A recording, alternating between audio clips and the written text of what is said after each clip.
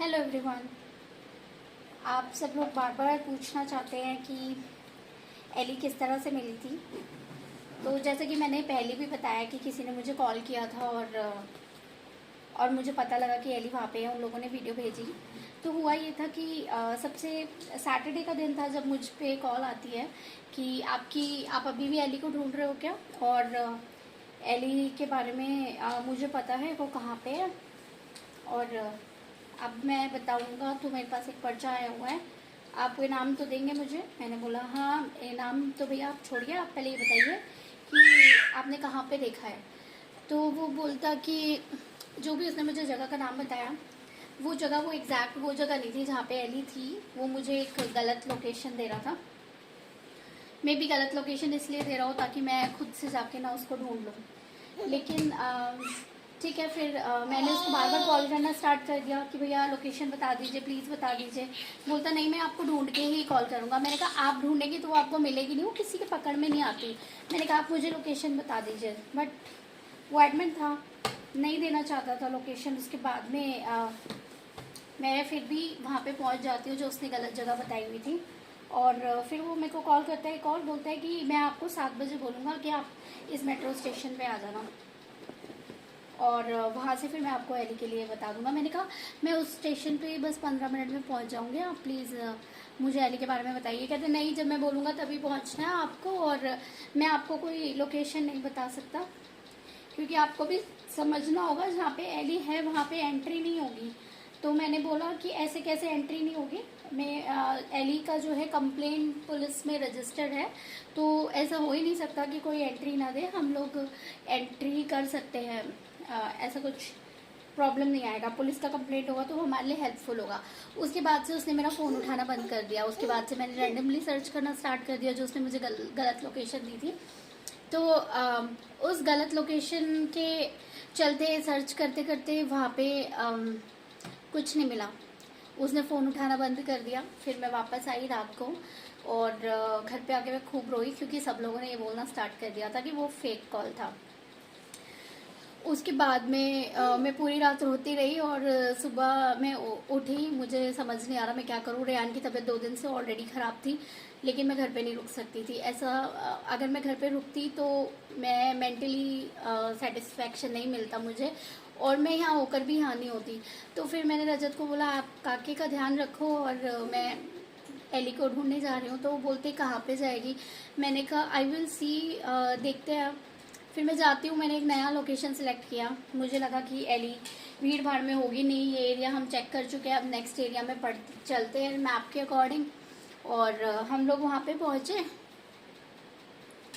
जब मैं वहाँ जाती हूँ तो मैं नेहा को बोलती हूँ कि नेहा आना तो प्लीज़ पेंट कलर्स लेके आना। तो बोलती दीदी आप कलर्स का क्या करोगे।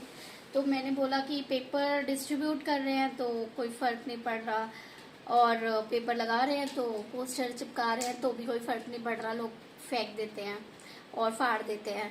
तो मैंने कहा अब की बार हम ना पेड़ से नंबर लिख के आएंगे कि आप इस तरह का कुत्ता देखें तो हमें कॉल कर ले। आई नो थोड़ा अजीब साउंड करता है, बट कुछ भी आता था दिमाग में वो सब कुछ करती थी। तो इतने में हम लोग ये कर ही रहे होते हैं, प्लान कर ही रहे होते हैं कि कॉल आता है कि मैम मैंने आपको वीडियो भेज दी, वीडियो देखो। मैं वीडियो देखती हूँ, वो एकदम से मतलब मैंने कहा मेरी एली है, कुछ सेकंड की वीडियो है। मैंने कहा भैया प्लीज़ इसे पकड़ना मत, आप मुझे जगह बताओ, मैं वहाँ आ रही हूँ। फिर उसने मुझे जगह नहीं बताई, उसने मुझे उसी मेट्रो स्टेशन पे बुलाया। अब ऐसा लग रहा कि कोई जगह क्यों नहीं बता रहा, तो थोड़ा सा डर भी लगता है। फिर मैंने वहाँ पे दीपक और पूनम को बोला कि आप लोग वहाँ पे पहुँचो, और हम भी पहुँच रहे हैं, हमें फॉलो करना वो जगह जहाँ पे भी लेके जाएगा। तो मुझे जिस लोकेशन पे लेके जाता है, जो साइट है रिसाइकलिंग वाली, पूरा कंस्ट्रक्शन जैसा है, वहाँ हम बहुत बार जा चुके थे। मैंने कहा यहाँ तो मैं आ चुकी हूँ, ही नहीं है। बोलता ही यहीं है। तो फिर गार्ड्स के पास भी पोस्टर थे और सब कुछ। फिर 15 मिनट के लिए साइट में अंदर गए हुए होते हैं कि शोर मचना स्टार्ट हो जाता है कि आप यहाँ पे नहीं रुक सकते और हमारी जॉब चली जाएगी, यहाँ पे कोई अलाउड नहीं है, आप अभी की अभी इस जगह को छोड़ो। मैंने कहा यहाँ पे मेरी एली है, मैं नहीं जाऊँगी। तो बोलते नहीं, आप यहाँ पे नहीं रुक सकते, आप मतलब उन्होंने साइट से हमें बाहर कर दिया। अब मुझे समझ नहीं आ रहा, इतनी बड़ी साइट थी कि मेरा दिमाग घूम गया देख के कि इतनी बड़ी साइट में कैसे ढूंढेंगे। और फिर मैं ड्रोन वगैरह को कॉल करना, जो भी ड्रोन सर्विसेज देते हैं उनको कॉल करना स्टार्ट करती हूँ। तो वहाँ पे मैनेजर जो होता है साइट का, वो सुन रहा होता है और बोलता है यहाँ पे ड्रोन तो अलाउड नहीं करेंगे। मैंने बोला अब ड्रोन में क्या प्रॉब्लम है? तो बोलते कि ड्रोन तो वैसे ही अलाउड नहीं है। मैंने कहा मेरे पास पुलिस कंप्लेंट है। कहते पुलिस कंप्लेंट हो चाहे कुछ भी हो, एमसीडी से बढ़ के नहीं है, ड्रोन अलाउड नहीं है। और मतलब उस टाइम ना दिमाग भी नहीं चल रहा था कि और क्या करना है। फिर रेस्क्यूअर्स को कॉल करना स्टार्ट किया कि इतनी बड़ी साइट है, एली कैसे मिलेगी। थोड़ा सा दिल घबरा रहा था मुझे और मैं रोई जा रही थी, समझ नहीं आ रहा था। और मैं वहाँ पे फिर एकदम से क्या होता है आई डोंट नो कि सबका माइंड चेंज हो जाता है। वो अपने सीनियर को फ़ोन करते हैं और बोलते हैं कि ये केस है, उनको एंट्री करने दें या नहीं करने दें। शाम के 6:30 बज चुके होते हैं और अंधेरा भी होने वाला होता है। तो एक डर ये भी लग रहा होता है कि इस अंधेरे में किस तरह से ढूंढेंगे। तो जैसे ही मैं अंदर में बोलते हैं कि ठीक है परमिशन मिल गई, मेरे को सेफ्टी गियर्स के साथ में अंदर जाने देते हैं, वो हेलमेट वगैरह पहन के। और बोलते और कोई नहीं जाएगा। जब मैं वहाँ जाती हूँ तो थोड़ा डर यूँ लगता है कि पास में सारे के सारे वर्कर्स हैं और कोई भी नहीं है, कोई लेडी भी नहीं है। और रजत को मैं ऑलरेडी बोल के आई थी कि रियान का ध्यान रखने के लिए आप घर पे रुक जाओ। और मैंने ना सोचा कि मैं वहाँ पे जाऊँगी और एली मुझे मिल जाएगी, वो इजी होगा, तो मैं रजत को सरप्राइज़ दूंगी। तो मैंने इनको फ़ोन करके भी नहीं बताया। जब मैं स्टक हो गई ना सब जगह, तब मैंने बोला कि रजत को कि ये एली मिल गई है, वीडियो है। वो बोलते मैं आ रहा हूँ। मैंने कहा आप रेहान को कैसे लेके आओगे, गाड़ी में कौन संभालेगा उसे, छोटा सा है। तो बोलते वो मेरे पे छोड़ दे। अब वो आने लग गए। मुझे आधा दिमाग मेरा उस साइड को कि वो रेहान को अकेले लेके आएंगे गाड़ी में, और आधा दिमाग मेरा एली के लिए। इतने में मुझे जब परमिशन मिल जाती है मैं अंदर जाती हूँ। तो वहाँ पे बहुत पहाड़ होते हैं, कोई मिट्टी के पहाड़, कोई डिमोलिश करा हुआ जो वेस्ट होता है उसके पहाड़, और मतलब एक वेल सा बना रखा है उन्होंने आर्टिफिशियल, मतलब। और बहुत बड़ी बड़ी मशीन्स हैं कंस्ट्रक्शन की, रिसाइकलिंग की। तो वहाँ पे चढ़ते हैं पहाड़ों पे, मैं चढ़ती हूँ फिर गिर जाती हूँ। 2 दिन पहले ही बारिश हुई थी और मैं मन में हनुमान जी का मंत्र पढ़ती रहती हूँ, रोती रहती हूँ। तो ऐसे करके पूरी साइट घूमना हो जाता है एक तरीके से। लेकिन क्या है कि वहाँ पे जो वर्कर्स थे वो हर एक पहाड़ पे, हर एक कोने पे दूर दूर खड़े थे। तो वो ऐसे आवाज़ लगा रहे थे भैया इस साइड है, इस साइड है। तो जब एली का पता लगता है कि एली इस साइड है, मैं वहाँ जाती हूँ, वहाँ नहीं हुई, फिर दूसरी तरफ से आवाज़ आई इस तरफ, ऑफकोर्स वो भी मूव कर रही होगी। तो जब उन्होंने बोला इस साइड को है, मैं वहाँ पे गई एली को देखने के लिए।